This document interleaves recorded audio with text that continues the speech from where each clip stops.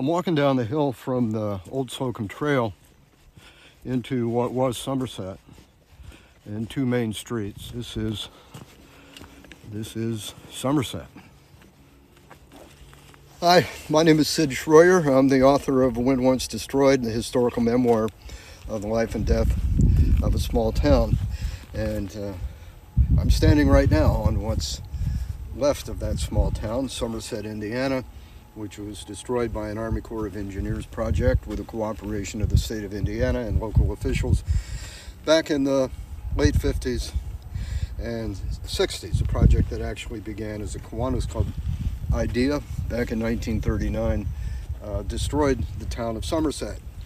When I began to write a letter to my grandson about my father, I realized that I was going to have to find out more about what happened to Somerset, because this is the community where my father grew up. My dad went to high school, as near as I can tell, just about where that woods line is.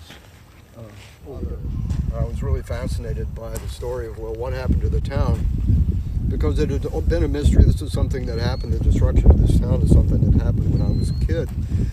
And I think for me, for my brother and my sister, and probably for other people, cousins perhaps, this has always been a fascinating aspect of our lives. How did this happen, and why did it happen, and who benefited and who didn't benefit? So I began to do research and talk to people, and found out the story behind the destruction of this community. Again, in the book, When Once Destroyed. I'm standing now on the site of my grandparents' farm, where my grandparents' farm was located, that was confiscated for the Mississinawa Reservoir Upper Wabash Valley Flood Control Project. And my grandparents, Charles and Ava Schroyer, lived just behind me and a bit up the hill, as I remember it from the road. And it's my impression that I'm standing on the road that ran in front of their house right now. I'm going to walk down here a bit.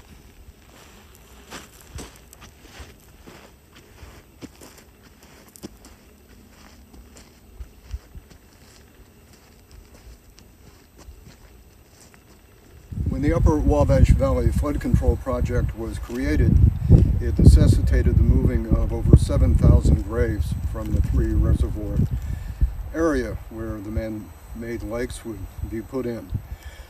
Among those were the 3,000 graves that were moved from the Mississinawa Reservoir area, and that included the graves that were part of the Pleasant Grove Church graveyard.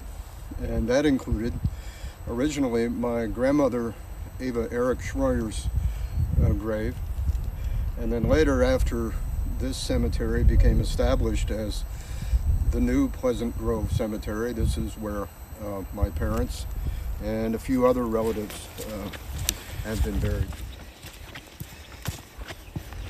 And I don't know what I think I'm going to find when I come down here, but it's a place that draws me back.